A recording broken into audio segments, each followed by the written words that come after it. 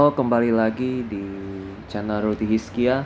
Kali ini aku akan membahas satu saham yang di-request oleh salah satu viewer, yaitu saham AUTO atau Auto. Ini nama perusahaannya Astra Auto Parts Tbk. Ini websitenya ya, kalian bisa lihat. By the way, aku juga pegang saham ini loh. Pegangnya cukup lumayan banyak gitu. Oke, kita lanjut lagi. Ini perusahaan yang bergerak di bidang ini ya, parts kendaraan, mau roda 2 ataupun roda 4 mereka pegang. Ini nih merek-merek yang dipegang oleh Astra Auto Parts. Ada Toyota, Daihatsu, Lexus, Isuzu, UD Trucks, Shino, Honda, Hyundai, dan lain-lainnya. Suzuki, Kawasaki, TVS. Pokoknya banyak sekali ya yang dipegang. Jadi parts-partsnya kendaraan ini diproduksi oleh mereka. Oke, kita lihat apakah ada yang lain lagi informasinya.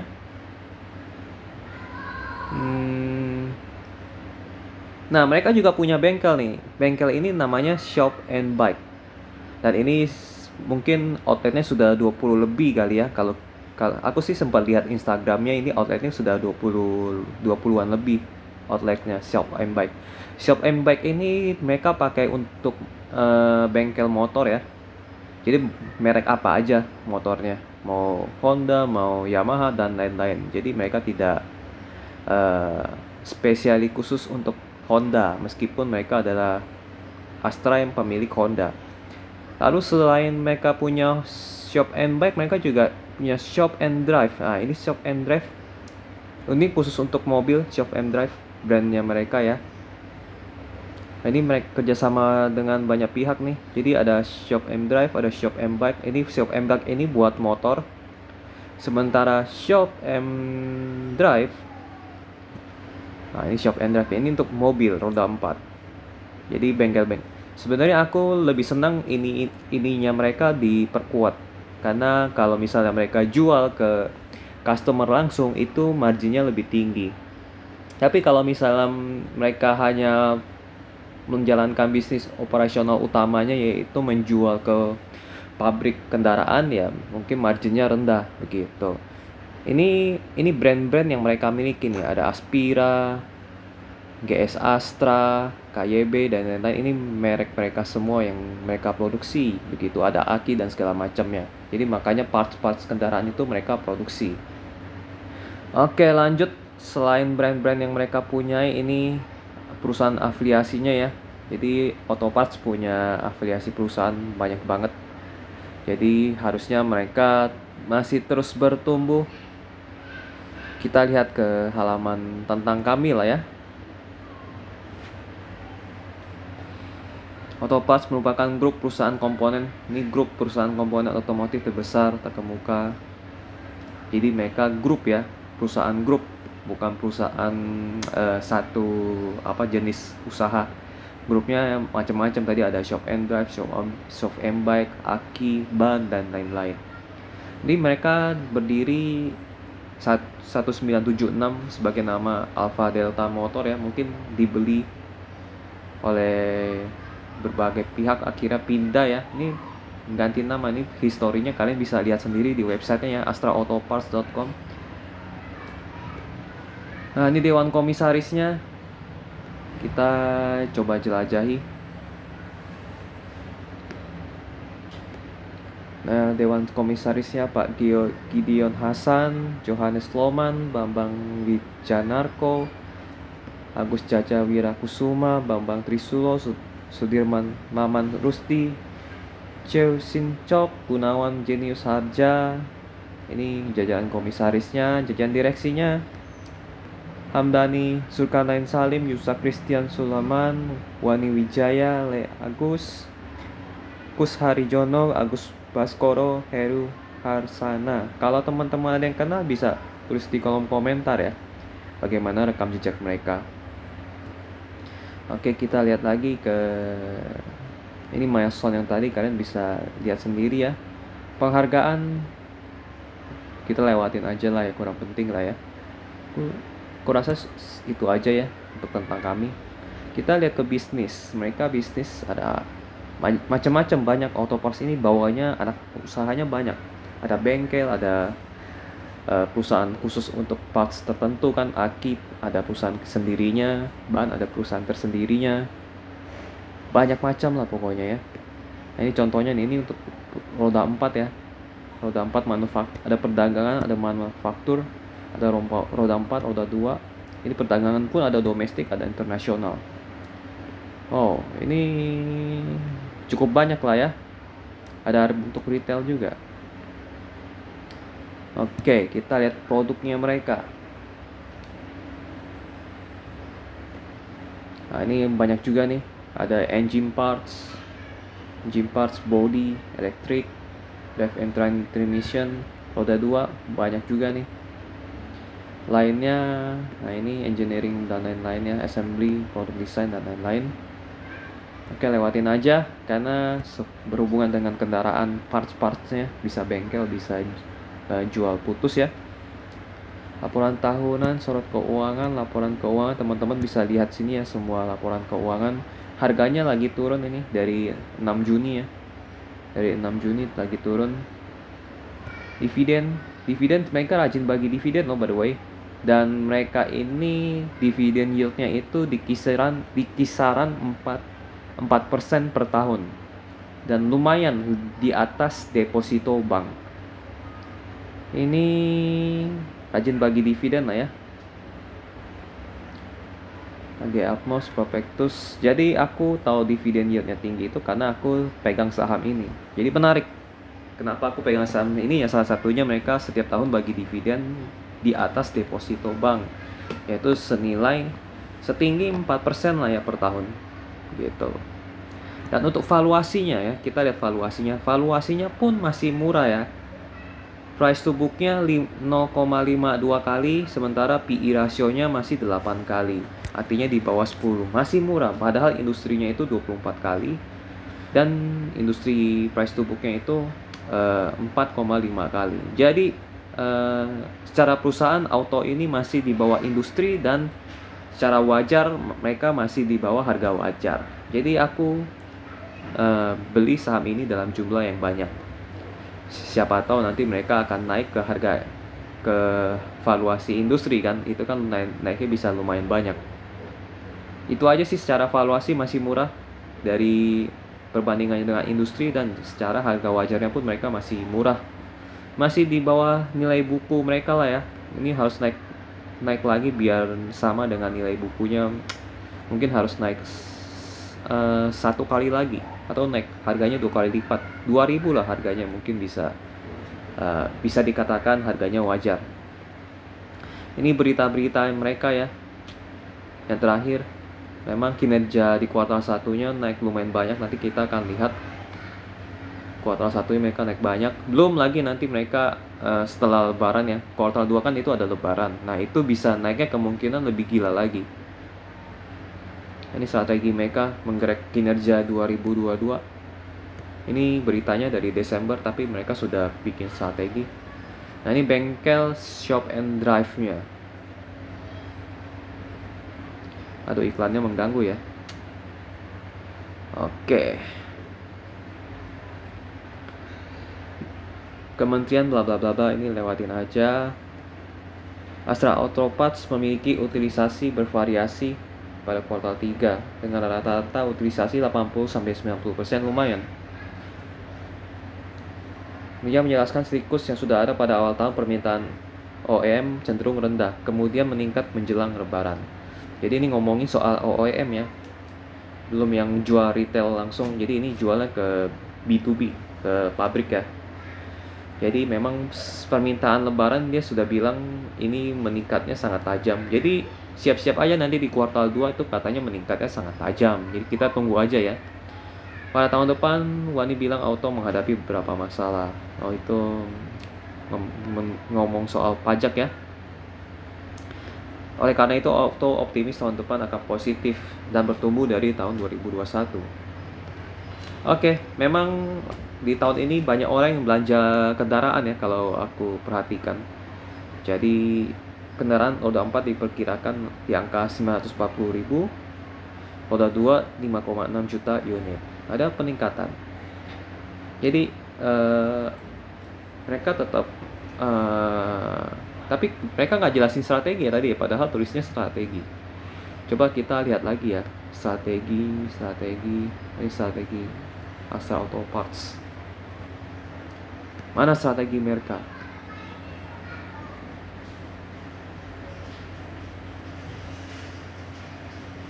Atau tetap guna mencapai pertumbuhan kinerja, atau tetap mengimplementasikan strategi yang berfokus pada operational excellence dalam mencapai cost leadership dan efisiensi. Lebih tepatnya efisiensi melalui optimalan portfolio produk, perbaikan pada proses dan otomasi serta leverage trading bisnis. Jadi lebih ke efisiensi ya cara mereka untuk di strategi 2022-nya. Kami juga mempercepat digitalisasi baik di sisi trading maupun manufacturing. Di bisnis trading, Auto melakukan optimalisasi dengan produk platform digital yang dimiliki, yaitu astraautoshops.com. Jadi kita bisa belanja parts motor atau mobil secara online di astraautoshops.com. Hal ini dilakukan untuk menjangkau customer B2B maupun B2C dalam skup yang lebih luas lagi. Mantap jiwa. Selanjutnya, Auto juga berupaya meningkatkan kualitas layanan baik pada auto retail dan juga bisnis baru, yaitu Astra Auto Service. Jadi ada tempat servis ya. Dari sisi manufacturing, Auto akan lebih mengoptimalkan industri 4.0 untuk mencapai smart factory, sehingga proses produksi akan berjalan lebih efektif dan efisien.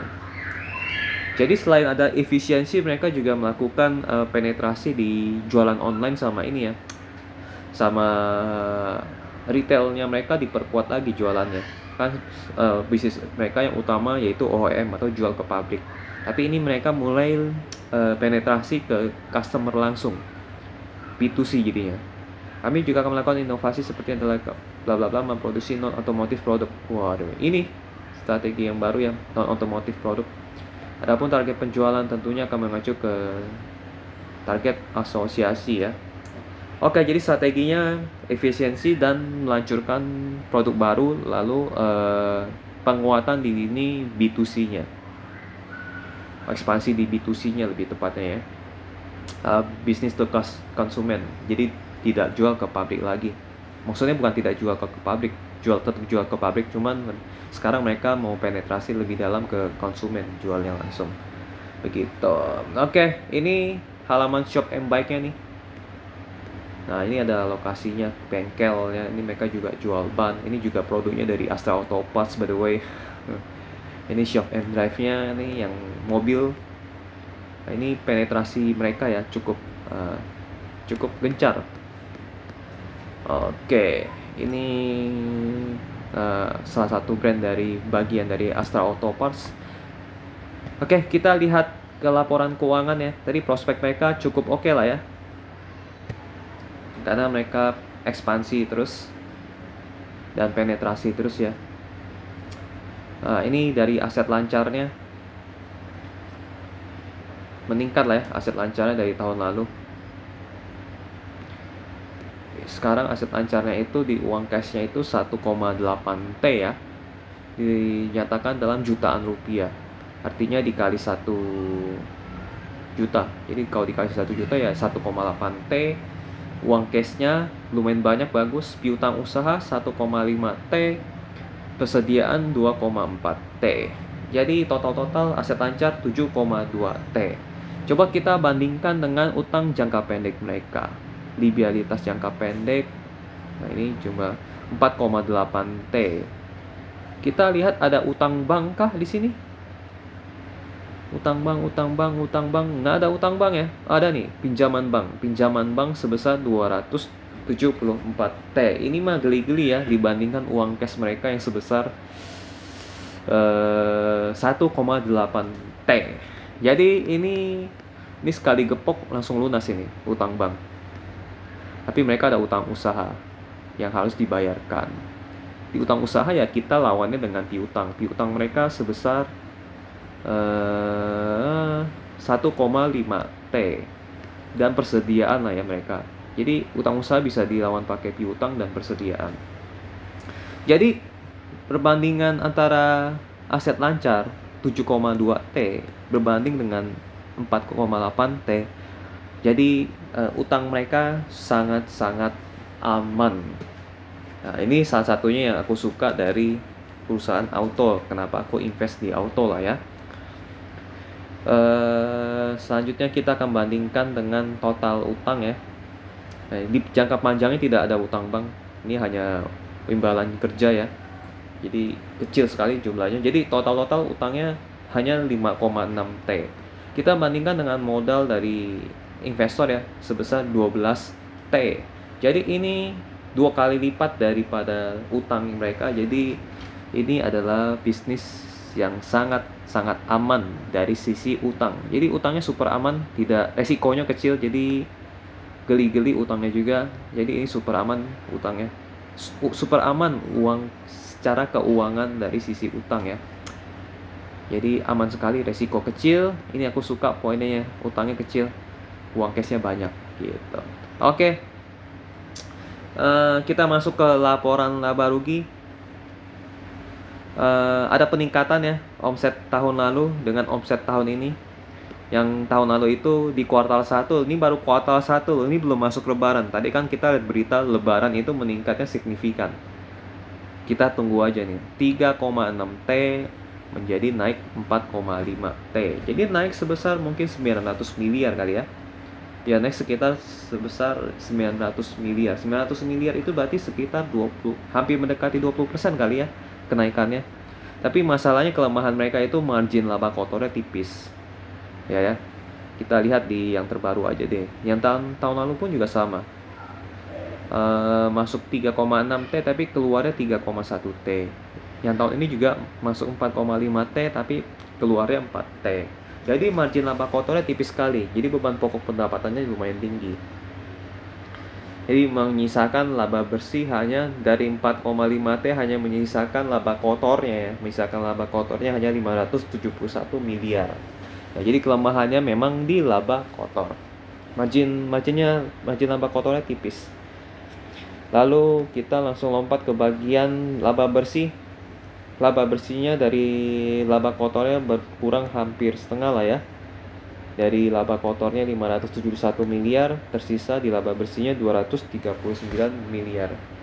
Naik dari banding tahun lalu hanya 171 miliar. Jadi dari omset dan laba bersih meningkat ya. Laba brutonya pun meningkat juga. Jadi kinerjanya memang lagi naik lumayan banyak. Kita tunggu saja di kuartal 2. Lebaran ini efeknya apakah memang sangat tinggi atau tidak? Wah, kalau sangat tinggi ini sangat menguntungkan bagi para investor ya, terutama pada diriku sendiri. Oke, jadi secara laba rugi aku suka banget. Ini menarik karena ada pertumbuhan omset, artinya ada permintaan. Permintaannya tinggi artinya. Selama permintaan masih tinggi, ini berarti bisnisnya berjalan dengan baik. Jadi poin yang pertama, valuasinya murah. Yang kedua, utangnya kecil, risikonya kecil sekali ya. Lalu yang ketiga, ada peningkatan omset atau peningkatan permintaan. Laba bersih pun meningkat. Kita lihat ke arus kas. Arus kas. Nah, ini arus kasnya. Wow, arus kasnya selalu positif ya. Tapi jatuh dari tahun lalu tapi tidak masalah. Yang penting arus kasnya positif. Jatuh dari masa lalu mungkin yang di tahun sebelumnya ada kas yang dihasilkan dari operasi ya. Kas yang dihasilkan dari operasi di tahun lalu besar, 465, tapi tahun ini kecil, 116 doang. Jadi ini disebabkan oleh pembayaran kepada pemasok nih lumayan tinggi nih. Yang tadi aku bilang margin laba kotornya tipis. Kalau tahun lalu hanya 2,8 T tapi di tahun ini 3,9 T. Pembayaran kepada pemasok dan karyawan, entah dari sisi pemasok atau entah sisi dari karyawan ya. Jadi sisa uang cashnya dikit. Apakah mereka ada investasi pada entitas asosiasi dan ventura bersama 23 miliar, pemroyesan aset tetap 69 miliar. Berarti artinya ada investasi nih, ada penambahan. Artinya mereka ingin melakukan sesuatu dengan aset tetap mereka untuk mungkin mendongkrak kinerja omset atau laba bersih mereka. Kemungkinan. Tapi kalau misalnya aset tetapnya itu gedung ya sama juga bohong. Tapi kalau aset gedungnya adalah berupa yang tadi, bengkel-bengkel shop and drive and shop and bike, ya itu bagus, berarti ada omset yang bertambah. Tapi nanti kita tunggu saja di laporan keuangan yang kedua ya, kuartal kedua. Oke, pendanaan, penerimaan pinjaman jangka pendek, bukan bank ya, nggak ada tulisan bank. Jangka pendeknya nggak tahu dari mana, bisa juga bank, tapi nggak tertulis bank atau bukan. Jadi harus kas positif, jadi aman. Harus kas yang penting positif lah, masuk 118 miliar, lumayan besar. Ini yang tahun lalu 458 miliar, karena ada peningkatan pembayaran kepada pemasok dan karyawan. Jadi harus kas positif, jadi aman.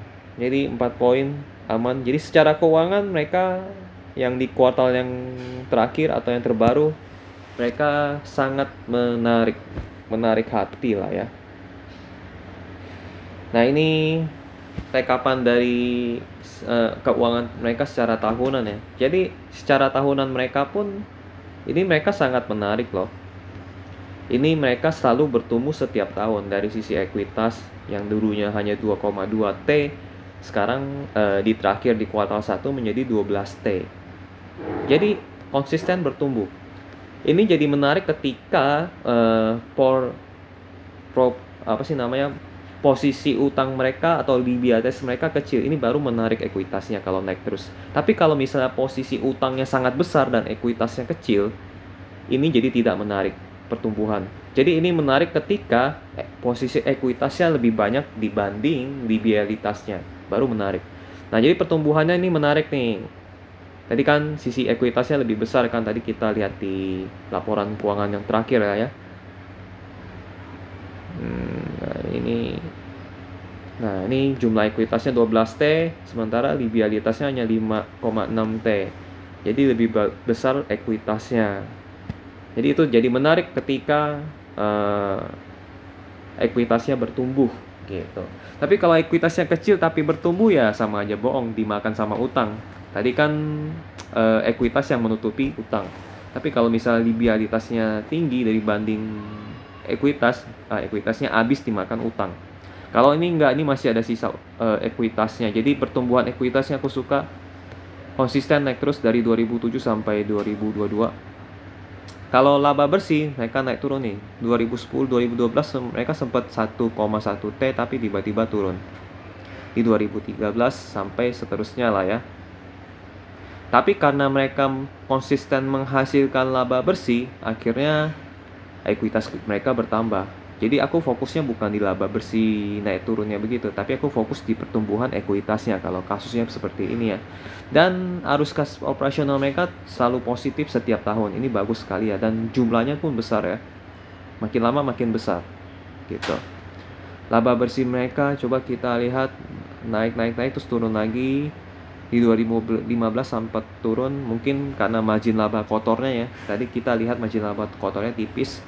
Terus naik pelan-pelan lagi dari 2015, 2016, 2017, 18, 19 turun. Naik, maksudnya naik. Lalu kena corona, akhirnya minus. Mereka jadi mengalami kerugian di karena corona. Terus mereka bangkit pulih karena ekonomi mulai pulih di akhir 2021 lah ya. Ini kembali lagi positif. Dan tadi kuartal 1 melebihi kuartal 1 2022 melebihi kuartal 1 2021. Ini tinggal dikali 4 aja. Kalau ini dikali 4 berarti sekitar 900 miliar. Artinya naik 300 miliar dari tahun lalu. Ini juga tinggal kali 4. Kalau tinggal omsetnya dikali 4 sama dengan 18 triliun ya, 18 triliun. Jadi lebih tinggi dibanding 15 triliun di tahun lalu. Jadi omsetnya pun mereka terus naik nih. Artinya permintaan terus naik. Kecuali di 2020 mereka turun karena corona ya. Ini memang pasrah deh semua perusahaan, terutama ini perusahaan otomotif ya. Partsnya kendaraan. Tapi lihat aja permintaan mereka selalu naik setiap tahun. Dan apalagi kalau misalnya yang punya kendaraan ingin mengganti parts motor atau mobilnya, mereka juga untung sebenarnya. Jadi mereka tidak hanya menjual parts yang baru, tapi mereka juga menjual parts untuk pemilik kendaraan mengganti partsnya. Jadi ini akan terus bertumbuh. Ini dikali 4 berarti mereka dapat 18 miliar di tahun ini ya, 2022 ini. Ini tinggal dikali 4, jadi mereka dapat sekitar 900 miliar. Ini juga naik. Ini pasti ekuitas juga akan naik, dan arus kas operasionalnya pasti akan naik juga. Jadi secara rekap tahunan mereka memiliki tren yang positif yang selalu naik. Ini poin yang kelima, yaitu tren mereka naik ekuitasnya, laba bersihnya, dan permintaan mereka akan produk-produk mereka juga meningkat. Jadi ini poin yang kelima yang aku suka secara keuangan rekapan tahunan. Jadi prospeknya positif, selalu naik. Kita akan masuk ke bagian public expose. Public expose mereka di tahun ini belum keluar ya. Mereka adanya tadi public expose di tahun bulan Desember ya, kalau nggak salah ingat ya. Coba kita lihat ke bagian pertanyaannya. Public expose mereka diadakan di November ya, November 2021. Jadi yang baru-baru mereka belum keluar ya, belum mengadakan public expose kemungkinan. Tapi aku juga belum lihat berita public expose di tahun ini ya. Jadi kalau ngomongin soal kinerja 2021 langsung kita lewatin aja. Sejarah panjang, ini sejarah kita lewatin aja lah ya. Jadi ini bagian pengendali ya. Masyarakat hanya 20% aku suka. Jadi kalau mereka mau tambah right issue, ini masih bisa. Jadi pengendalinya tetap Astra Internasional sebesar 80%. Punya anak 13, entitas asosiasi dan pengendali bersama 20, investasi tidak langsung 14, divisi 7. Jadi anak-anaknya cukup banyak. Ini positif nih, masyarakat nggak boleh banyak-banyak, ini sangat positif. Sedikit aja kalau bisa. Nah, mereka memproduksi parts-partsnya ini nih, berbagai merek. Suzuki, Yamaha, Honda, TVS, dan lain-lain. Dan mereka memproduksi mobil-mobil untuk merek-merek lainnya juga. Dan ini mobil-mobil untuk komersil ya, mereka juga produksi. Jadi segmen mereka sangat luas gitu. Nah ini parts dengan merek tertentu ya.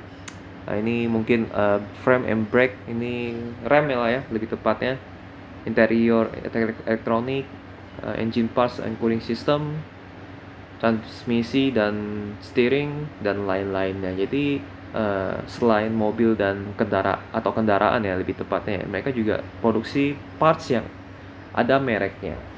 Ini merek-mereknya mereka. Produk suku cadang 4W. Nah ini satu mobil punya banyak merek nih. Ada yang kacanya pakai merek apa, bannya pakai merek apa, lampunya pakai merek apa, akinya pakai merek apa. Ini diproduksi oleh Astra Auto Parts gitu. Ini motor juga sama ya. Nah ini yang komersil tadi, yang truk, bus, dan lain-lain. Nah ini Astra Auto Parts, ada dagang, trading, ada manufacture, ada trading, ada pabrik. Presentasinya ini 2020 ya, ini 2021. Jadi trading mulai mengecil, manufacture mulai meningkat. Nah ini memproduksi berbagai macam produk draft internasional, bermitra dengan suku cadang kelas dunia. Jangkauan pasar purna jual internasional yang luas, lebih dari 40 negara. Beragam produk dengan merek, pasar, dan jaringan retail yang kuat. Jaringan distributor terbesar di Indonesia, 24 kantor penjualan, Jawa, Bali, dan Manado, dan 49 dealer utama di luar Jawa dan Bali. Oke, bisnis manufacture, warna merah apa ya tandanya ya? Tidak ada tanda ya. 4W, ini ada tulisannya 4W, others 2W.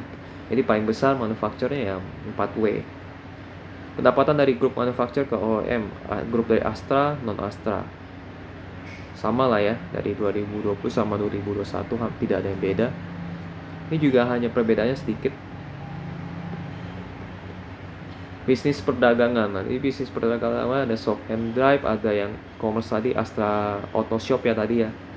Terus ini sama juga, ini shop and drive. Ini shop and drive nih, Auto Shop and drive ini Astra Auto Shop.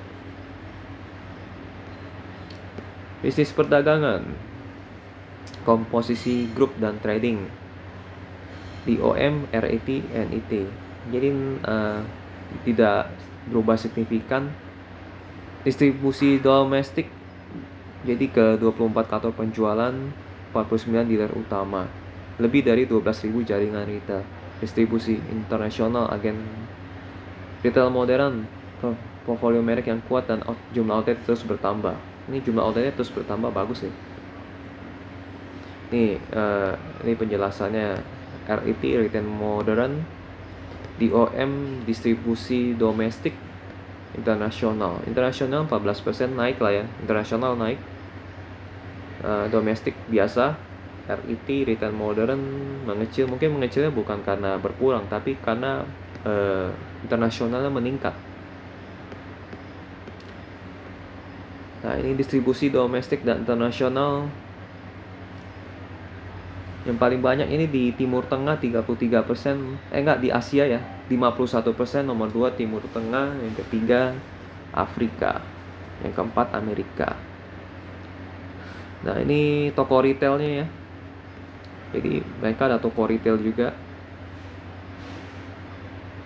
main dealer, sales office, parts-partsnya mereka jual. Distribusi retail shop and drive. Wah, ini nih yang shop and drive yang buat mobil. Ada keterangan ya, warna merah apa, warna biru apa.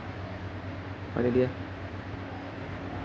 Ini warna biru, merahnya itu shop and drive, yang hijau super shop and drive. Mungkin kategorinya yang untuk high class kali ya. Shop and drive sudah beberapa outlet ya, sudah lumayan banyak.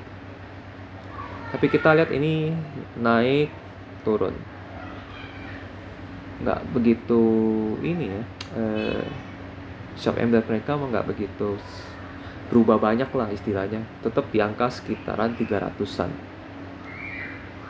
Ini total ya, nggak bergerak banyak ya, segitu-segitu aja.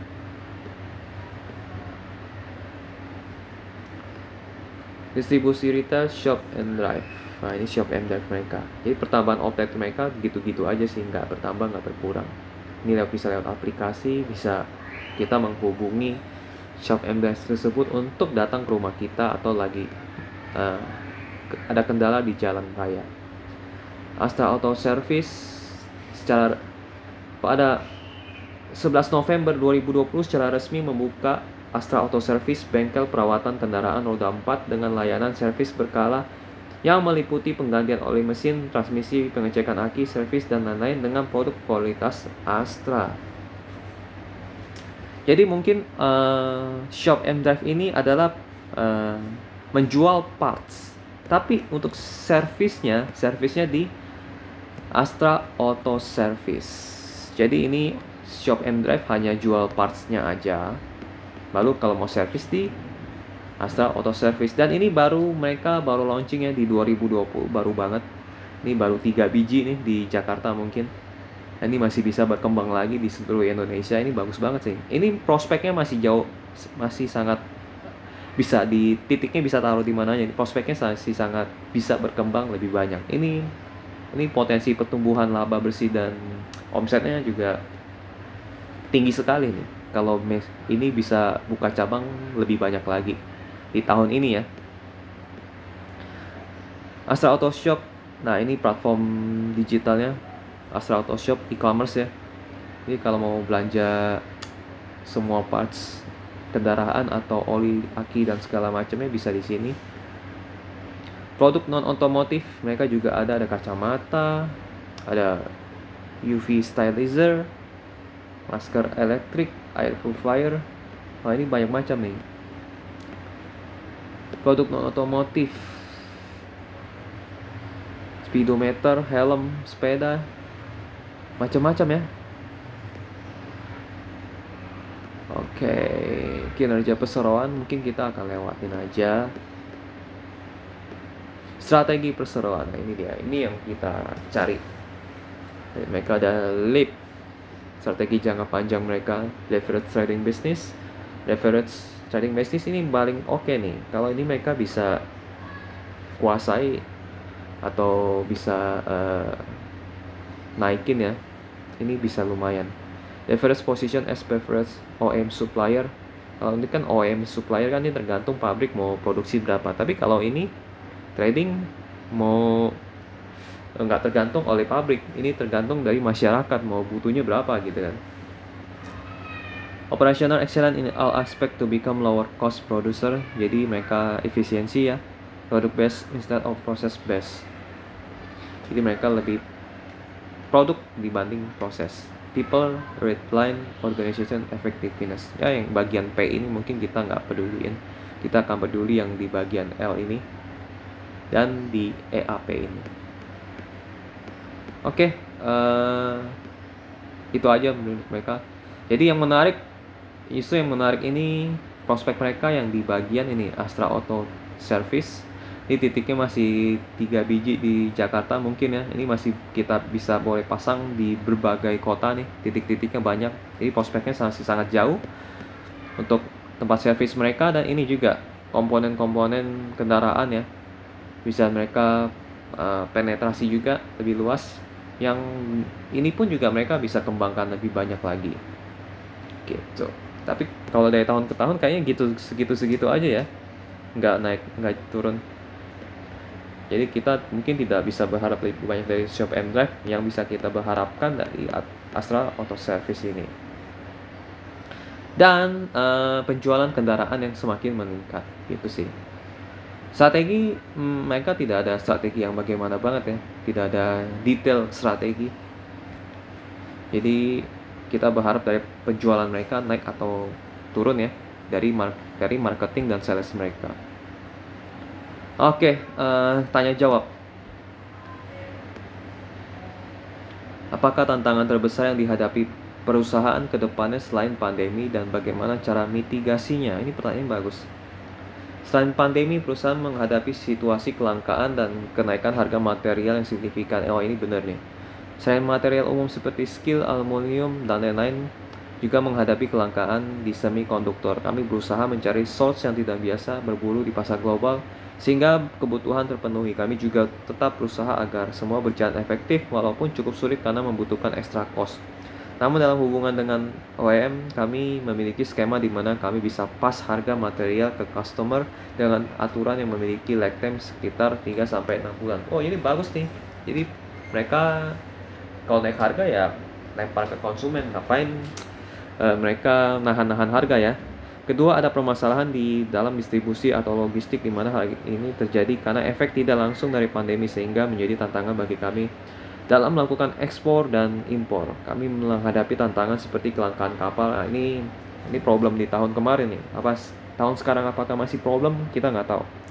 Ketiga tantangan yaitu tren teknologi. Seandainya tidak ada pandemi, tren ini juga sudah muncul baik elektrifikasi maupun isu terkait environment di mana masyarakat lebih aware terhadap climate change sehingga menjadi isu global. Dalam hal ini mitigasi yang kami lakukan adalah melakukan riset pengembangan kolaborasi dengan partner yang memiliki teknologi yang kita butuhkan. Mungkin kendaraan terlalu banyak kali ya. Bagaimana prospek auto untuk tahun 2022 dari bisnis manufaktur dengan mulainya berkurang insentif PPNBM atau pajak lah ya. Jika kita berbicara tentang tahun 2022 secara siklus, setiap awal tahun OEM cenderung rendah, kemudian meningkat menjelang lebaran. Nah, ini kita pegang nih. Tadi kuartal 1 udah lumayan banyak ya naiknya ya. Kita tunggu dulu kuartal 2 apakah naik banyak atau tidak. Dan beberapa bulan setelahnya turun dan pada akhir tahun biasanya OEM mengejar target. Di tahun 2022 kami menghadapi isu bahwa di mana seandainya PPNBM tidak diperpanjang lagi oleh pemerintah, kenaikan PPN dan tax terhadap karbon, namun kami yakin akan berada di tren positif recovery setelah pandemi.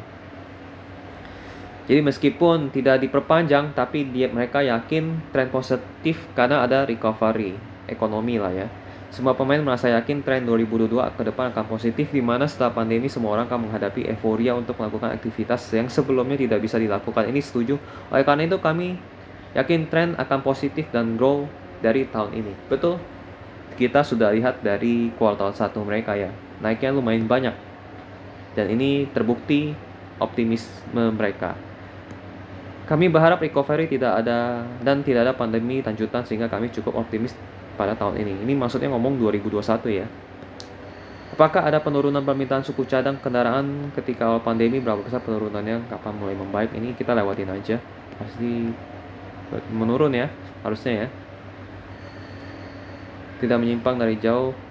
Nah, namun sekarang ya ini menurun lah pastilah. Kita lewatin aja. Pertanyaan selanjutnya. Nah, ini pertanyaan tentang Shop and Drive.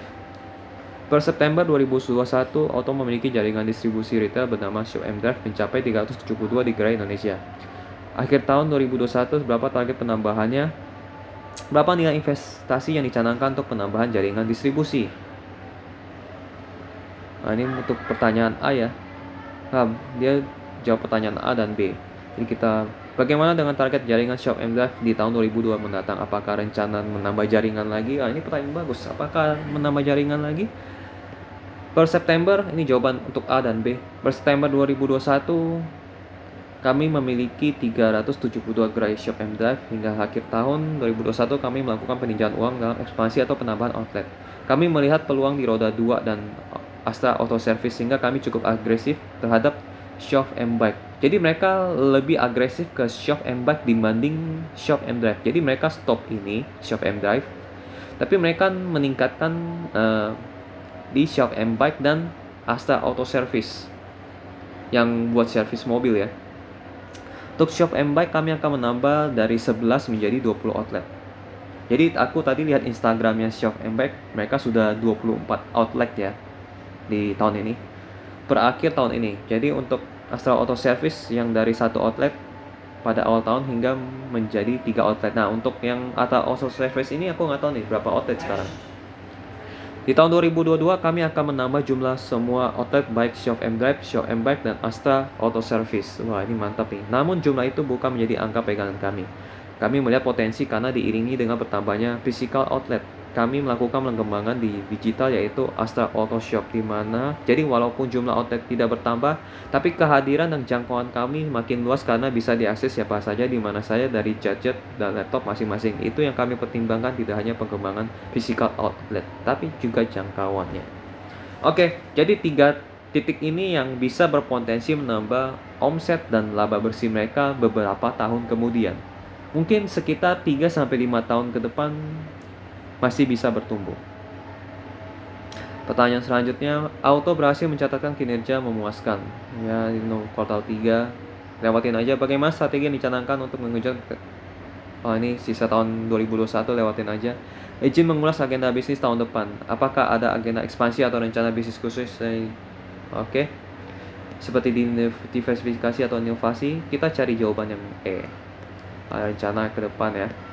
Kami akan intensif dalam melakukan diversifikasi dan inovasi seperti yang pernah dijelaskan di masa lalu bahwa kami terkait dengan non-disclosure agreement dengan partner atau calon partner, sehingga mohon maaf kami tidak bisa mengekspos lebih lanjut terkait isu-isu tersebut seperti apa.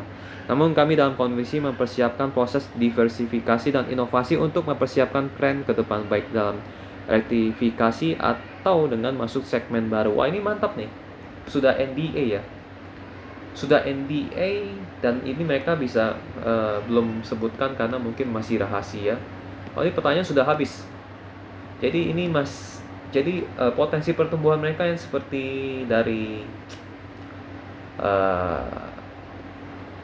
Shop and Drive, Shop and Bike, dan Astra Auto Service ini bisa meningkatkan potensi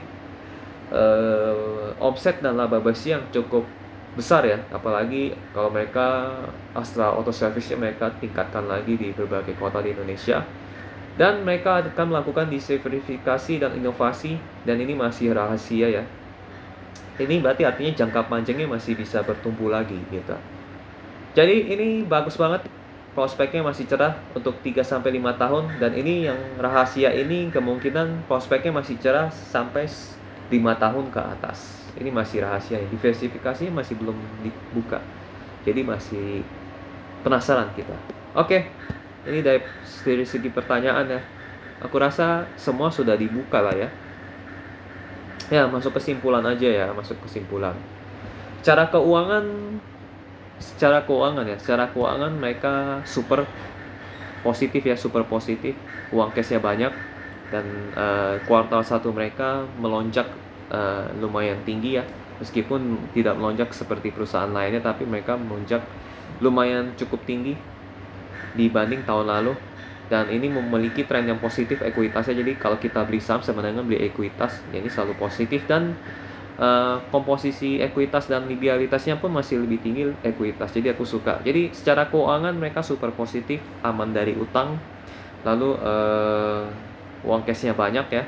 Dan mereka memiliki tren pertumbuhan permintaan ya. Dari sisi omset terlihat lah ya. Ini ada tren peningkatan ya dari sisi permintaan produk mereka. Jadi jadi sisi keuangannya super positif, aku suka poin pertama. Dan prospeknya mereka juga cukup tinggi ya, cukup baik. Mereka mau menggencarkan Shop and Drive, Shop and Bike, dan Astra Auto Service yang masih dibilang seumur jagung ya, bayi lah ya, masih bayi. Apalagi Astra Auto Service yang masih bayi banget. Jadi pertumbuhannya masih lebih besar, dan mereka akan melakukan diversifikasi dan inovasi. Jadi ini luar biasa sih, ini prospeknya cerah banget ya. Jadi selain itu mereka valuasinya murah, PE ratio masih di bawah 10 kali, dan price to book masih di bawah 1 kali, dan nilai mereka valuasinya masih di bawah jauh dari nilai industri yang price to booknya 4 kali, industrinya 24 kali. Jadi mereka harus dikali 4 atau dikali 8 biar menyamai industri mereka. Dikali 4 aja lah, nggak usah dikali 8, dikali 4 sesuai dengan PE ratio 20 kali lah ya. Dikali 4 aja, berarti harga sekarang harus dikali 4. Kalau dikali 4 berarti 4.000. Berarti ya harapan kita ya naiknya ke 4.000 lah ya. Harapanku sebenarnya, karena aku invest lumayan banyak di sini. Jadi apakah layak diinvestasikan? Tentu saja layak diinvestasikan karena valuasinya murah, prospek kedepannya masih bisa bertumbuh lebih banyak, apalagi mereka mau ekspansi di bagian Astra Auto Service dan Shop and Bike-nya mereka. Ini lumayan prospeknya lumayan cerah lah ya. Bukan lumayan lagi, sangat cerah, apalagi mereka akan melakukan diversifikasi dan sudah NDA dengan pihak lain ya. Jadi sangat layak diinvestasikan untuk jangka waktu pendek di bawah 1 tahun, karena kuartal 1 tahun ini mereka kinerjanya positif ya. Ini omsetnya naiknya lumayan banyak, meskipun tidak 100%, tapi cukup lumayan banyak, dan laba bersih mereka meningkat lumayan banyak. Apalagi mereka bilang Lebaran bisa memberikan efek belanjanya lebih masif. Belanja kendaraan, belanja parts atau mereka mau servis kendaraan, ini bisa meningkatkan kinerja mereka lagi di kuartal 2. Jadi untuk investasi jangka pendek di bawah 1 tahun ini sangat bagus. Kalian beli aja di posisi sekarang ya.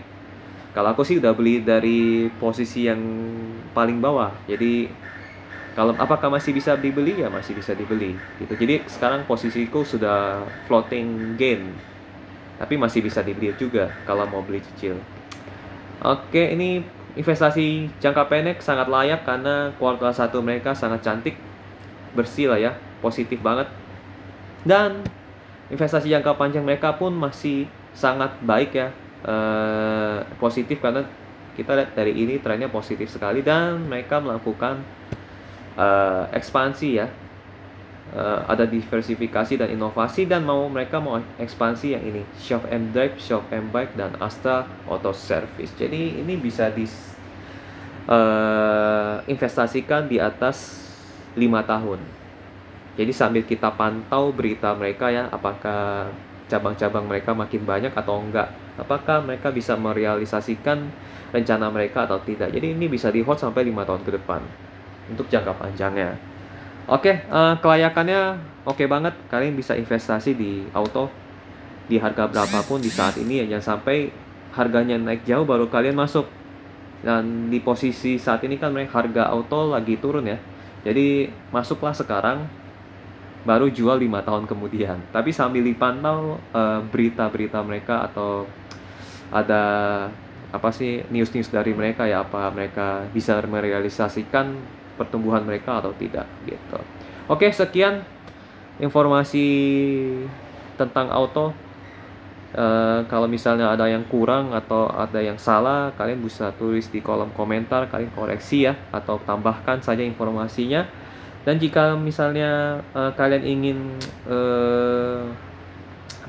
bahas saham yang lain, juga boleh tulis di kolom komentar. Buat yang nggak sabaran, harap sabar ya. Maksudnya ingin saham kalian ini ingin dianalisa, sabar karena masih ngantri dengan yang lain-lainnya gitu. Oke, sampai jumpa di video berikutnya. By the way, ini sahamnya aku pegang banyak loh. Kalau mau ikutan sekarang, jangan sampai telat. Oke, sampai jumpa di video berikutnya. Bye-bye.